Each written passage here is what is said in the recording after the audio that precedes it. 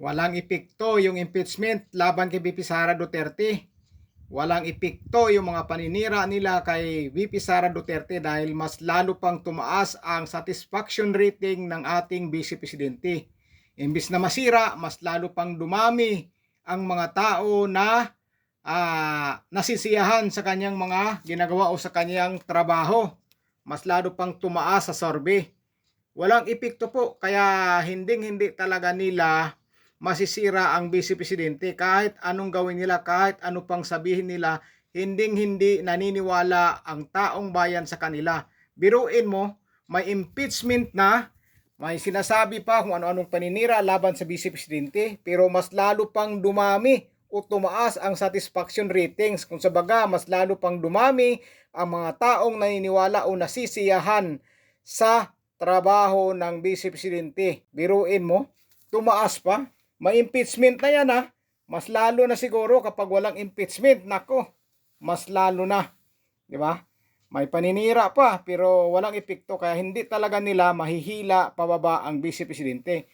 Kahit tumamling-tamling pa sila, kahit umiyak pa sila, walang magagawa dahil mahal talaga ng sambayanang Pilipino ang Vice Presidente. Yan ang katotohanan na hindi nila matatanggap. Kaya kahit anong na lang ang kahit ano na lang ang mga sinasabi nila laban sa Vice Presidente, pero ang mga Pilipino hindi naniniwala sa mga paninira nila laban sa ating Vice Presidente na si Inday Sara Duterte. Kaya ngayon, sakit na naman ang ulo nila dito. Kamot na naman sila sa ulo. Bakit mas lalo pang tumaas sa survey ang Vice Presidente, yung satisfaction ratings niya? Mas lalo pa talagang natutuwa o nasisiyahan ang sambayanang Pilipino sa trabahong ginagawa ng Vice Presidente. Biruin mo yan, no?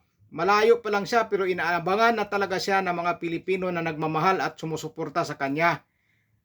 Si VP Sara Duterte lang po ang makikita natin na pumupunta sa iba't ibang lugar sa sulok ng Pilipinas para puntahan ang mga Pilipinong nasa laylayan. Wala man siyang malaking na ibibigay na sa baga tulong ngayon dahil isang Vice Presidente pa lang siya at kunti lang ang kanyang budget. At least alam na po ng Vice Presidente kung saan niya dadalhin ang mga tulong kapag siya ang magiging susunod na Pangulo. Alam na niya kung saan siya pupunta o anong mga lugar ang dapat niyang puntahan para bigyan ng tulong. Biruin mo yung mga tao masayang masaya makita lang ang Vice Presidente. Paano nila sirain ito? Mismong mga Pilipino na ang sumusuporta kay VP Sara Duterte. Mismo ang sambayan ng Pilipino na ang pumuprotekta kay VP Sara Duterte. Makikita naman po natin sa social media, di ba?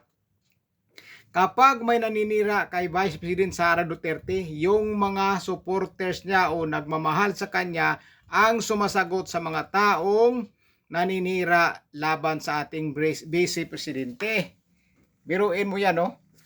Malalaman lang ng mga tao na pupunta si VP Sara Duterte sa mga lugar nila, mag-aabang na sa kalsada. Ayan, no? Tuwang-tuwa, malayo pa lang ang Vice Presidente, masayang-masaya na yung tao. Makamayan lang, makita lang, masaya na po ang mga tao. Ganon kalakas ang karisma ni Vice Presidente Inday Sara Duterte. Mahal na mahal ng mga Pilipino. Paano nila masisira ito? Hindi talaga nila masisira. Yung mas lalo pang nasisira yung mga taong naninira kay VP Sara Duterte. Sila ang nasisira sa sambayanang Pilipino. May impeachment pa yan, ha? Tingnan nyo, may impeachment pa yan. Pero tingnan yung mga tao. Makapagpa-picture lang, makita lang, makamayan lang, masayang masaya na. Diba? May pinamimigay ba si VP Sara Duterte dyan? Wala siyang pinamimigay. Dahil alam po natin na napakaliit lang po ang budget niya sa kanyang OVP. Pero kahit papaano, tumutulong siya sa mga iba't ibang lugar na mga nasalanta. Kung ano man may mga kalamidad. Diba? Masayang-masaya ng mga tao, bata, matanda, lalaki, babae, kung ano man ang kasarian ng tao, masayang-masaya makita lang ang Vice Presidente. Ganun kalakas ang Vice Presidente sa taong bayan. Di ba?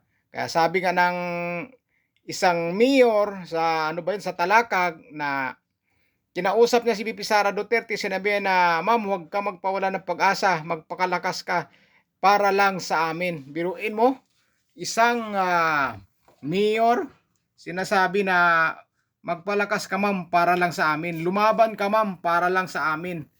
'Di ba? Kaya si VP Sara Duterte hindi talaga sumuko. Lumaban, tumayo para sa sambayang Pilipino dahil nakikita talaga niya ang kahirapan sa bawat Pilipino, lalong-lalo na sa mga sulok ng Pilipinas. Si VP Sara Duterte lang pumupunta sa mga sulok-sulok, sa mga isla, sa mga kabundukan. Pinupuntahan niya yan. 'Di ba? Kung sa baga, inaalam na niya kung ano talaga ang pangangailangan ng mga Pilipino na hindi naabot masyado o hindi talaga naabot ng tulong ng gobyerno sa mga sulok-sulok sa Pilipinas. Kaya kapag ito talaga nagiging Pangulo si VP Sara Duterte, panalo ang sambayanang Pilipino. Panalo talaga. Dahil sigurado makakatikim ang lahat ng tulong o serbisyong totoo kapag ang Vice Presidente Inday Sara Duterte ang magiging susunod na Pangulo. Napakasimpleng babae. Nakikita mo ba ito na laging nakapurma? Lagi lang yan polo shirt, nakapantalon, tapos rubber shoes lang. Hindi mo siya makita ng kagayang mga politisyan na babae na ang mamahali ng bag, ang gaganda ng damit, di ba?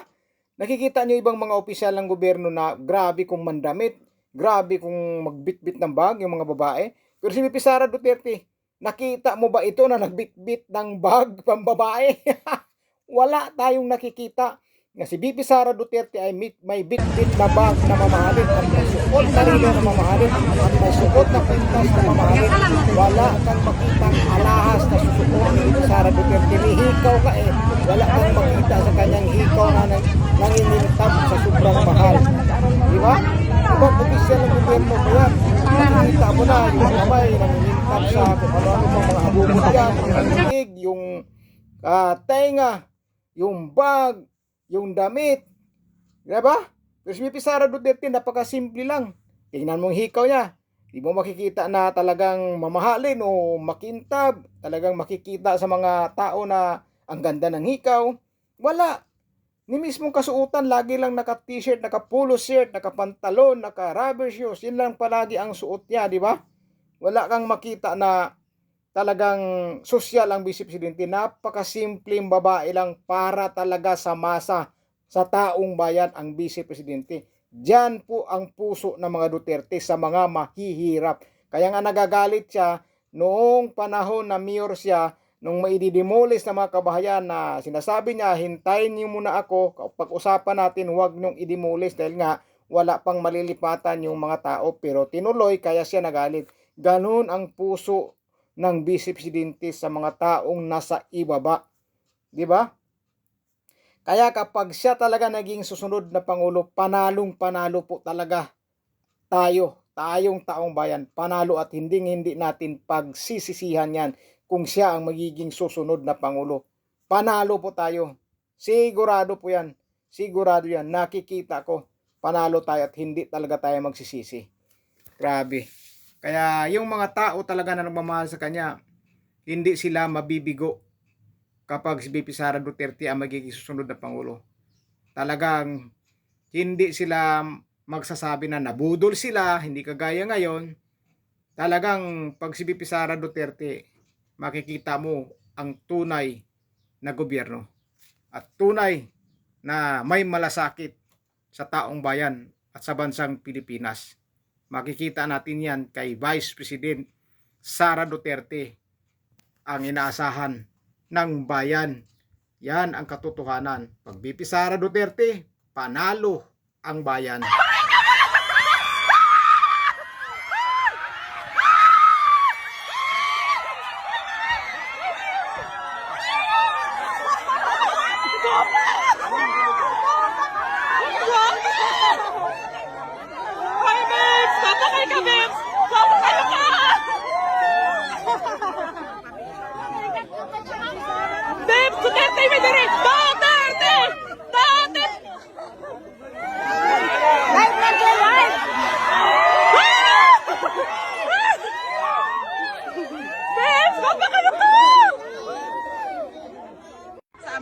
Daghang kayong salamat.